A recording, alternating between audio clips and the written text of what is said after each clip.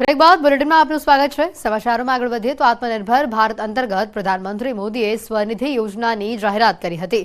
ત્યારે આ યોજનાનો લાભ લેવા વડોદરા કોર્પોરેશનની યુસીડી ઓફિસની બહાર શહેરી ફેરિયાઓની લાંબી લાઈનો લાગી છે। આ યોજના અંતર્ગત શહેરી ફેરિયાઓને 10,000, 20,000 અને 50,000 રૂપિયા સુધીની લોન મળી રહી છે, પરંતુ કર્મચારીઓની અછતના કારણે શહેરી ફેરિયાઓ કલાકો સુધી લાઈનમાં ઊભા રહીને લોન લેવા મજબૂર બન્યા છે।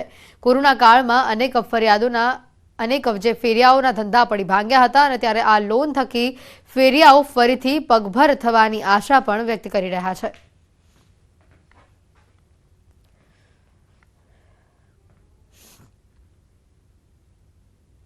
હવે અત્યારની તારીખમાં જે પ્રધાનમંત્રી તરફથી આ લોન જે મળી રહી છે અમને એ લોનથી અમે બીજી વાર ઊભા થવાની કોશિશ કરી રહ્યા છે અને એ અમે અત્યારે એના માટે અમે આવી રહેલા છે।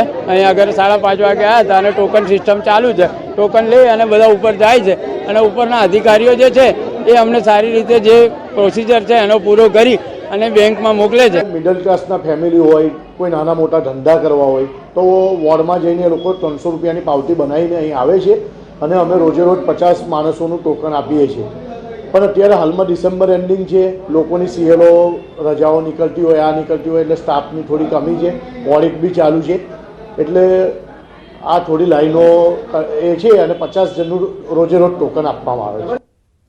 ડાંગના એક્સપ્રેસ તરીકે જાણીતા સરિતા ગાયકવાડ હવે નવી પોસ્ટ પર જોવા મળશે। થોડા દિવસમાં જ સરિતા ગાયકવાડ ડીવાયએસપી બની જશે। સરિતા ગાયકવાડની હાલ ટ્રેનિંગ ચાલી રહી છે। માત્ર 2 મહિના બાદ ટ્રેનિંગ પૂર્ણ થઈ રહી છે। સરિતા ગાયકવાડ પ્રથમ મહિલા સ્પોર્ટની સાથે અધિકારી પદ મેળવશે। અન્ય સ્પોર્ટ્સ પ્લેયરને પણ આ પ્રકારની તક ભવિષ્યમાં મળશે, તેને લઈને તેમણે ખુશી વ્યક્ત કરી। હું અહીં કરાઈ ખાતે પોલીસ ટ્રેનિંગ ડીવાયએસપી મારી ચાલી રહી છે અને ફાઇનલી ફિનિશ થવા જઈ રહી છે। 2 જ મહિના બાકી છે। જેમ કે હું ફર્સ્ટ ટાઈમ આપણે ગુજરાત સરકારે મને ફર્સ્ટ ટાઈમ ડાયરેક્ટ ડીવાયએસપીની જોબ આપવામાં આવી છે, તો આ મારા માટે તો બહુ સારું।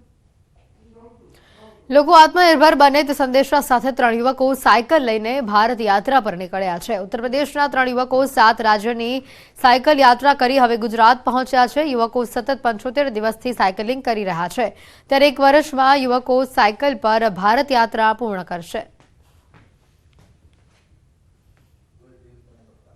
सर, हम ऑल इंडिया ट्रैवल कर रहे हैं ऑन साइकिल। जी सर, मकसद हमारे पास एक ही मकसद है, मेन मोटो जो है आत्मनिर्भर, जनता को आत्मनिर्भर बनने को प्रेरित कर रहे हैं। सर, हम यूपी आगरा से निकले हुए हैं, करीब 75 डेज हमें हो चुके हैं और करीब हमें 1 साल लगने वाला है। सर, हमारा रुकना जो है पेट्रोल पंप और ढाबे पर होता है। सर, हमारे पास एक कैंपिंग टेंट है जिसको हम कहीं भी पक्की जगह पर लगा कर, जैसे कि रात भर रोड अगर चलता रहता है जगह, तो वहाँ पर अपना कैंपिंग टेंट लगा लेते हैं और आसानी से सो जाते हैं। खुद ही मैनेज कर रहे हैं। हमारे पास खाने पीने का सारा सामान है बैग में, तो कहीं भी रुककर एक सेफ जगह पर खाना बनाकर और खुद ही हम लोग खाते हैं।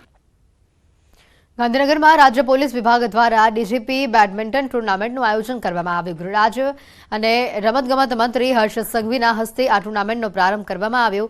ગાંધીનગર કરાઈ પોલીસ એકેડેમી ખાતે બનાવવામાં આવેલ અદ્યતન ઇન્ડોર સ્પોર્ટ્સ કોમ્પ્લેક્સમાં રાજ્યના તમામ જિલ્લાના પોલીસ જવાનો બેડમિન્ટન ટુર્નામેન્ટમાં ભાગ લેશે।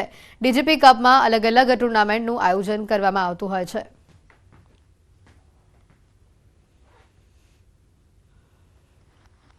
રાજ્યના પોલીસ વિભાગ દ્વારા ડીજીપી બેડમિન્ટન ટુર્નામેન્ટની શરૂઆત કરવામાં આવી છે। આ રાજ્ય કક્ષાની ટુર્નામેન્ટ છે। ખૂબ મોટી સંખ્યામાં પોલીસના જવાનોએ આમાં ભાગ લીધો છે અને આના થકી આવનારા દિવસોમાં ગુજરાત પોલીસને અને રાજ્યને સારા પ્લેયર્સ જરૂરથી મળશે તેવું મારું 100% માનવું છે।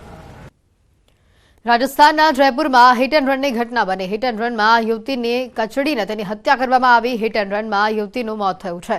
માલવ્યાનગર નજીક વહેલી સવારે 5 વાગે આ ઘટના બની છે। યુવતીને કચડીને આરોપી તેની પ્રેમિકા સાથે ફરાર થયો છે। મૃતક યુવતીના પરિચિત જવાહરલાલ સર્કલ પોલીસ સ્ટેશનમાં સમગ્ર મામલે ફરિયાદ નોંધાવી છે। હિટ એન્ડ રનની આ ઘટના સીસીટીવીમાં કેદ થઈ છે। જોઈ શકાય છે જે સીસીટીવી દ્રશ્યો સામે આવ્યા છે તેમાં ગાડી સામેથી આવી રહી છે અને કે યુવતીને કચડીને ત્યાંથી નીકળી જાય છે। તેને રોકવાનો પણ પ્રયત્ન કરવામાં આવે છે, પરંતુ જોઈ શકાય છે કે તે આગળ રહેલી યુવતીને કચડીને તેની પ્રેમિકા